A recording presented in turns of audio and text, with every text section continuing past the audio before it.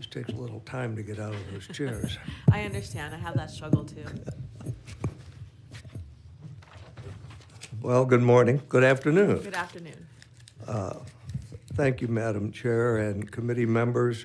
I'm John Now, Chairman of the Texas Historical Commission. I'm joined today by Joy Nathan, Executive Director of the Holocaust, Genocide, and Anti-Semitism Advisory Board, and retired General Steve Salazar. He is the newly appointed President and CEO of the Admiral Nimitz Foundation in Fredericksburg, and by Joseph Bell, who is our new Executive Director of the THC. Well, let me start out by saying thank you. We are extremely grateful for your ongoing commitment to the state agency that preserves the history of our great state. That's the Texas Historical Commission. We've developed these sites, as you'll hear, into economic assets to the state and to the communities where these sites exist. There has been an impression that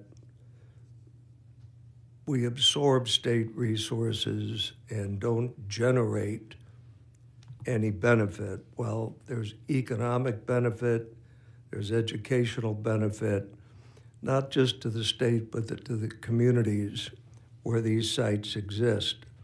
Your generous support allows us to continue to do that very important work.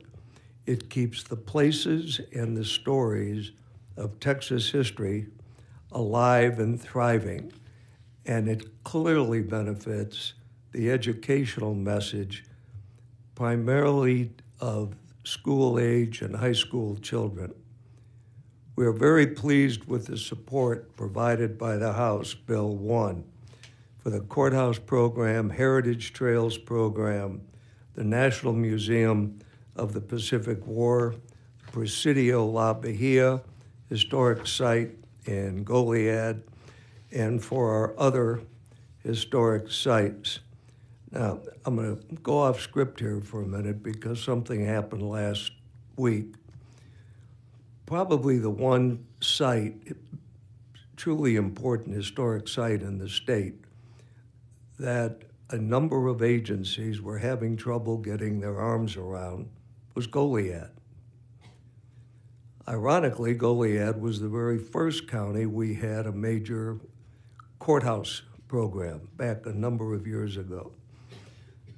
But when we looked at Goliad as a critical place in the Texas Revolution, we were dealing with the county, the city, Parks and Wildlife, us, and the Roman Catholic Church.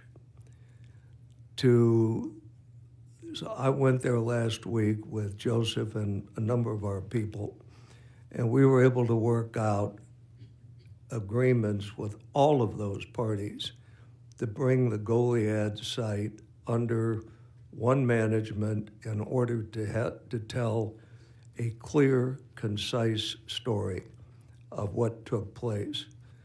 So it will wrap the revolution from the Alamo to Goliad, Washington on the Brazos, and finally San Jacinto, all telling consistent stories. The building of the Alamo is going to be critical, not just to school children, but to our visitors, because they'll hear about why Washington on the Brazos was critical. It's the only state that has a constitution and a Declaration of Independence. Well, if you're from Toledo, you don't know that. And that's why the Alamo is going to be so important to driving heritage tourism. So I just wanted, my commission doesn't even know that, but we got it done last week. We're very pleased and thank you for the support provided in House Bill 1, Courthouse Program, Heritage Trails, National Museum of the Pacific War, Presidio La Bahia, and other sites. Also, your additional support of the Holocaust, Genocide, and Anti-Semitism Commission, its educational outreach, is extremely timely and extremely vital. Last session, you re-energized our courthouse program. You raised the cap for county grants from $6 million to $10 million. 31 counties responded by collectively seeking a little over $150 million in grants. Well, the good news is I didn't come back here looking for $150 million, but it does show the interest in this program across the entire state. Now, this program, which started in 08-09, impacts counties across Texas. And I want to point out one, Mason County. You may have heard that there was a dramatic arson fire. And we worked with the county and other agencies, and it was reopened about 8 months ago. And a picture today versus a picture 10 years ago, it's the exact same courthouse. And that was critical for us. Now, back in 1971, the legislature enacted protections for historic county courthouses. These magnificent buildings continue to be important, not just as the center of law and the center of social life in a county, but they are extremely important as we build heritage tourism across the state. I'll say that again here in a minute. But a network of sites like the courthouses are what people from all over the country want to go see, and we are creating that network. Your commitment this session is outlined in House Bill 1 is going to allow us to continue that important work. Heritage Trails. Heritage Trails programs exist in every county, and it allows us to work with county groups across this state to help improve their heritage tourism program. Now, we are very proud of this award-winning heritage tourism initiative. And as a sidelight, somebody earlier today asked me, heritage tourism, what's different about that? Well, I love to hunt and fish. I just did it last week. But we don't buy and we don't eat. Outdoors people this time, they like to camp. Well, heritage tourists are older. Most of us gave up camping when we were discharged, and they spend money eating in restaurants, staying in hotels, motels. It impacts the local economy, not just by what they buy and fill up their gas tank or buy at the site. Heritage tourism is a money winner. With the additional funding, we look forward to working with all the trails organizations across the state. Your support is critical to this success. I'd like to ask you consider a few additional areas of significant need in the agency. First, our pending request is an adjustment to the agency LAR, was sent to the LBB and Governor Abbott's staff in the fall. The first part of this request will help the THC cover the costs of the 10% employee pay raises last biennium. Part 2 seeks targeted pay raises for staff positions most vulnerable to turnover. Now, I didn't recognize this until within the last year. Highly specialized people that we have, architects and archaeologists. Both that group, we talk about the Alamo, architects and archaeologists are critical to making that work happen. A recent state auditor's report shows that THC has a turnover rate of close to 19% in those two categories. Those are highly educated, highly trained positions. Many of those leaving don't want to, but they can make more money in the same job at a different state agency. That just doesn't seem right to us. They're not unhappy, they just look to improve their lot in life. We requested additional FTEs, which are vital for a growing agency. Recently added historic sites, the Iwo Jima Museum in Harlingen, Fort Martin Scott in Fredericksburg, the Slayton Harvey House in Lubbock County. They all need staff, they all need marketing. We also need to strengthen our Historic Sites Division management team. We're trying to keep up with expanding customer base in our other 4 public-facing divisions and our incredibly growing historic sites. We have 40 historic sites from El Paso to Port Arthur, from the Panhandle to Port Isabel. They need equipment, technology, and bandwidth in order to communicate with communities in their area.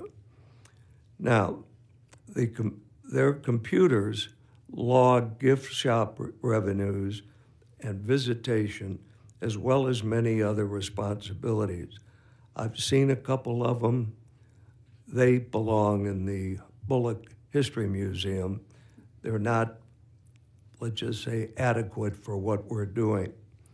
And the last item is one that's kind of personal to me, since I owned a couple of major distribution organizations.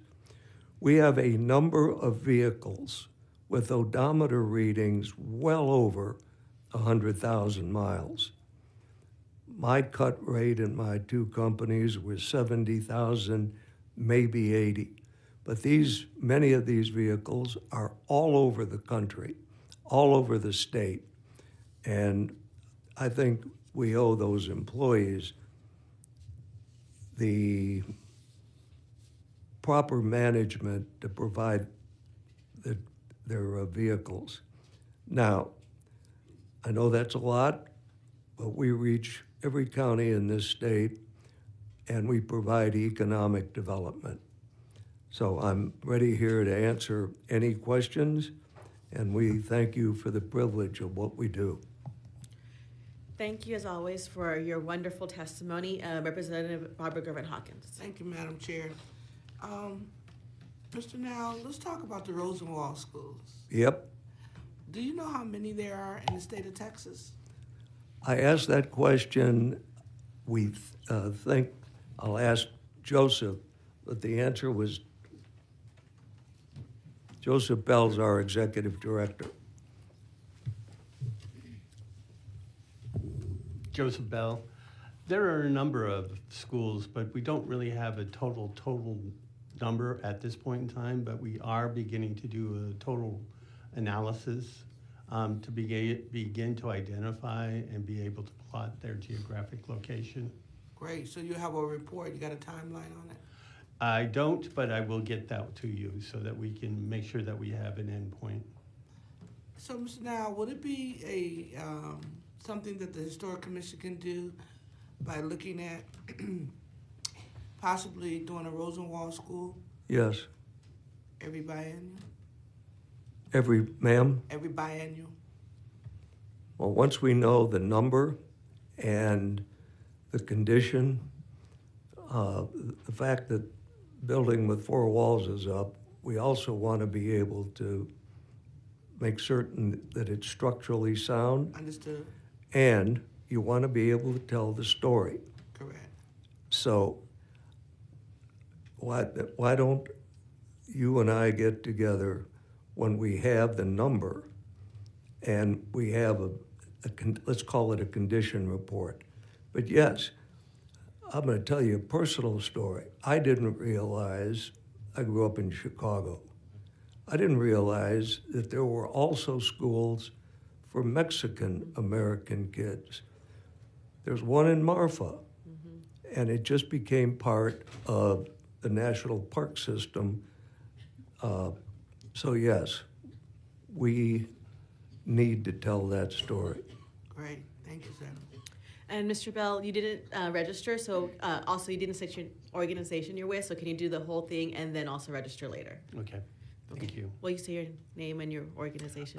Joseph Bell, Executive Director of the Texas Historical Commission. Thank you so much. I know we all know that, but just for the universe. Okay, any other questions? Thank you so much for all the work you do with the Historical Commission. I agree with you. It is more than just, it is a driver for so much of our state, and so thank you for what you do. I want to thank you, Madam Chair, for pointing out that site in your district, because we've made progress on it. Well, I just want to help the entire state, so thank y'all so much. Thank Thank you.